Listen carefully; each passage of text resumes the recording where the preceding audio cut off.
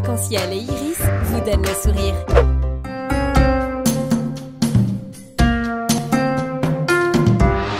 Cinq colonnes à la une.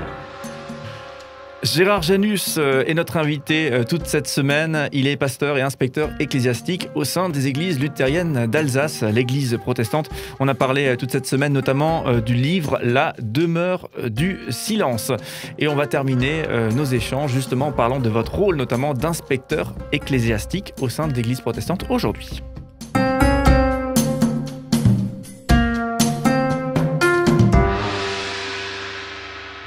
Merci en tout cas, Gérard Janus, d'avoir été avec nous toute cette semaine. On le rappelle, le livre, il est juste là, il s'appelle La demeure du silence, aux éditions Le Verger. Voilà, donc pour ceux qui veulent se procurer un livre qui est vraiment très, très intéressant. Donc on parle de la Seconde Guerre mondiale, du rôle de l'Église, on parle de votre histoire personnelle, c'est sous forme d'enquête, donc vraiment on lit ça très très facilement et c'est plein d'infos qu'on a peut-être oublié ou qu'on oublie peut-être un peu facilement. Donc vraiment un livre qui vous est chaleureusement recommandé. Et du coup, on profite aussi de votre passage chez nous, bien pour parler de votre rôle de pasteur, ce qu'on évoquait un petit peu hier, et aussi de ce rôle d'inspecteur ecclésiastique. On aime bien rentrer dans les détails des organisations et aller chercher un petit peu un regard en interne pour mieux comprendre comment sont organisées les choses. Et du coup, là, j'aimerais vous proposer une petite immersion dans le fonctionnement de l'Église protestante aujourd'hui en Alsace. Donc déjà, pour commencer, inspecteur ecclésiastique, ça fait un nom comme ça un petit peu qui fait peur presque. Ça correspond à quoi, inspecteur ecclésiastique ? Oui, c'est quelqu'un qui regarde, celui qui est inspecteur. Évidemment, le nom fait remonter un tas d'images, qu'est-ce qu'on va contrôler, etc. Non, c'est porter un regard bienveillant sur une réalité d'église. C'est dans ce sens-là, on peut retrouver l'origine de cette expression dans les différents ministères qui sont décrits dans le Nouveau Testament. C'est simplement quelqu'un qui veille à un moment donné à préserver une unité dans le corps du Christ, une unité dans les relations entre différentes communautés au sein d'une église. Et du coup, l'inspection ecclésiastique, la zone géographique finalement, dont vous avez la charge, regroupe combien de paroisses et de personnes ? Alors, elle regroupe 35 paroisses. C'est en gros une bande qui traverse l'Alsace, qui va du Rhin, du secteur d'Erstein, grosso modo, jusqu'à Grafenstaden, et qui remonte jusque dans la vallée de la Bruche. Alors, je n'ai pas les chiffres totalement en tête, mais 35 communautés locales, voilà, des paroisses, comme disent souvent les protestants. Avec des pasteurs dans chaque paroisse, du coup ?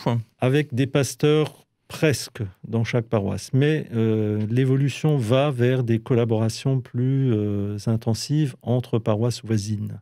Ça, en gros, c'est ça l'évolution. On part d'une situation où on vit encore un peu avec cette image et cette idée qu'il faut un pasteur dans chaque paroisse, mais ça n'est déjà plus le cas. Et demain, ce sera encore moins le cas.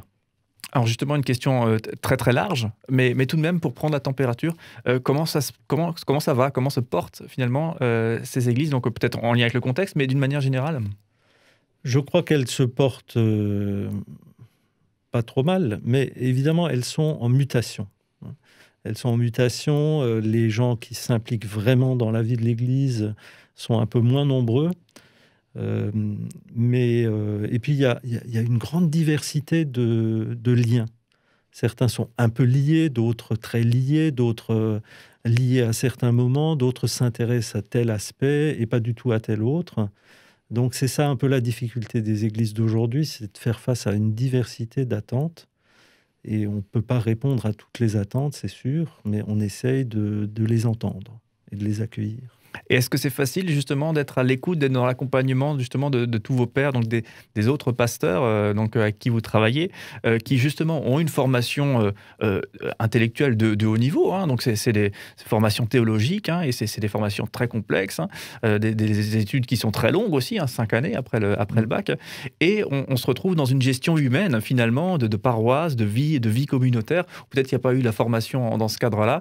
Est-ce que c'est simple à créer un métier si divers dans sa composition pour ces personnes ? Ça n'est sûrement pas simple, mais quand on devient inspecteur ecclésiastique, on est choisi. Hein. C'est ça ce qui est important. Il faut l'expliquer aussi à vos auditeurs. C'est que dans les églises protestantes, la plupart le savent, c'est démocratique. Hein. Donc, à la base, déjà, on choisit les responsables locaux. Ces responsables locaux choisissent des délégués. Et ces délégués ensuite désignent un inspecteur ecclésiastique dans un secteur. Ce sont des mandats de 7 ans. Et au bout de 7 ans, ça sera quelqu'un d'autre. Donc j'ai été choisi pour exercer ce ministère. C'est pas moi qui ai dit « je veux être inspecteur ecclésiastique », mais on a estimé que j'étais compétent pour le faire. Voilà. Et après, avec mes compétences et ma personnalité, j'essaye de rencontrer les communautés et de répondre aux problèmes qui se posent. Voilà. Ça, c'est passionnant, parce que chaque communauté a une réalité un peu différente de l'autre. Hein. Dans certaines communautés, les dynamiques sont bonnes, il suffit juste de les soutenir. Dans d'autres communautés, il y a des malentendus, hein, et peut-être des projets sur lesquels on n'est pas arrivé à s'accorder. Donc là, il y a un travail de fond à faire. Mettez-vous d'accord. Qu'est-ce que vous voulez faire ensemble, hein. Donc c'est extrêmement divers et tout à fait passionnant. C'est vrai que j'imagine aussi la diversité de métiers que vous aviez évoquée durant cette semaine avec nous. Donc, vous permet aussi aujourd'hui plus facilement d'avoir ce regard externe. Alors effectivement, j'ai appris dans des postes différents à utiliser des outils différents. Dans un poste comme l'aumônerie universitaire, il fallait constamment réfléchir à des projets. Ce qui n'est pas le cas dans des paroisses où le projet, d'année en année, revient. Ensuite, j'ai, à travers mes différentes fonctions, découvert des partenariats possibles avec des gens différents. Et ce qui me permet aujourd'hui, comme inspecteur ecclésiastique, parfois de faire appel à des gens auxquels on ne s'attend pas forcément pour venir nous aider à trouver des solutions. Une question qui va un petit peu sur l'actualité. Vous savez, donc François Claveroli, donc le président de la Fédération protestante de France, a pris la parole, une parole qui est un petit peu musclée aussi, par rapport aux nouvelles lois prévues donc au niveau du gouvernement sur la laïcité. On parle aussi beaucoup de notre régime spécifique ici, en Alsace-Moselle. Quel est votre sentiment? Est-ce qu'il faut, à un moment donné, mieux expliquer les choses à nos gouvernements? Ils ont peut-être...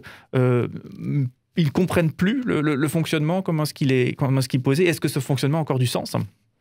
Je pense que le dialogue est nécessaire et qu'il pourrait être intensifié. Je crois savoir qu'un certain nombre de députés d'Alsace et de Moselle ont cherché le contact avec des responsables religieux. Ça n'a pas été le cas dans mon secteur, mais d'autres de mes collègues en ont parlé, justement parce que cette loi est maintenant en discussion. Alors beaucoup de responsables protestants ont émis des réserves sur cette loi. C'est en cours de discussion et c'est sûrement un sujet délicat, mais on se rend compte aussi que les gouvernants ont parfois une lecture très partielle de la réalité religieuse. Et en gros, ce que Claveroli dit, c'est que il faudrait éviter que les gouvernements successifs aient un regard rempli de soupçons à l'égard des religions, et ce serait heureux qu'on voit aussi la contribution positive de chaque religion à la vie sociale. Et on a l'impression qu'en France, c'est toujours un peu plus compliqué en raison de la séparation de l'État et des églises, et surtout d'une évolution religieuse récente qui fait apparaître les religions comme des menaces. Alors évidemment, c'est l'islam...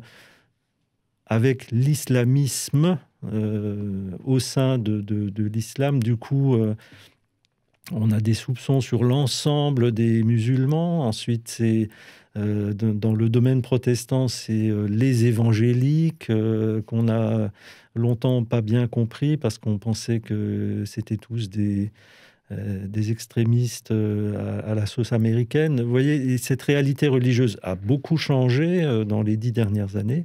Elle évolue vite, mais on a l'impression que la perception des autorités de ces réalités qui changent, elle n'est pas tout à fait au niveau. Alors donc, moi, je pense que c'est le dialogue qui est vraiment nécessaire. Et c'est vrai que nous avons, en Alsace et en Moselle, un statut particulier des églises qui rend encore les choses plus compliquées, puisque les lois qui sont en train d'être discutés ne s'appliquent pas entièrement ici dans notre territoire.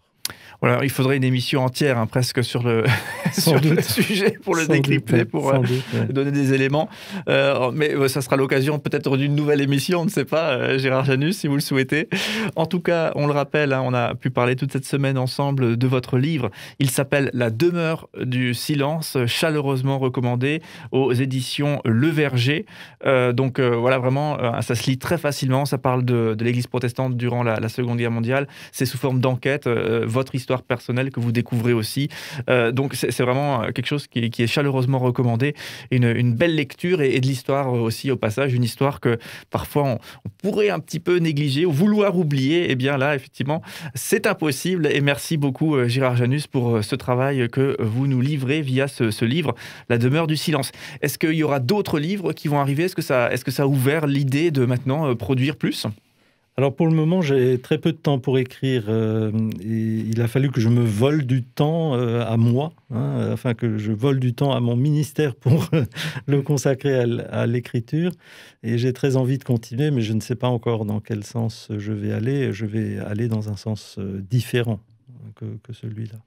Autre thème et autre approche. Oui, j'ai envie d'autre chose. D'accord. Mais j'ai envie de continuer. Mais je me projette aussi dans quelques années, quand je serai retraité et encore, j'espère, en capacité de réfléchir. Je pense que c'est une première étape, mais je ne sais pas, il y en aura peut-être une deuxième, mais il n'y a aucune urgence. Merci beaucoup Gérard Janus en tout cas d'avoir été avec nous toute cette semaine, nous parler de ce livre, nous livrer un petit peu de votre vie finalement et de votre parcours personnel. Très très très intéressant et je pense que pour tous ceux, notamment quand on parlait des secrets de famille, tous ceux qui connaissent cette thématique-là ou qui peut-être sont travaillés par cette thématique-là, eh bien, auront trouvé une ressource tout à fait intéressante et bien sûr là on vous encourage très largement à vous procurer le livre La demeure du silence puisque vous y retrouverez la démarche que vous-même vous avez menée. Donc peut-être une source d'inspiration potentielle. Merci en tout cas pour votre invitation et le temps consacré toute cette semaine. Ça m'a fait plaisir.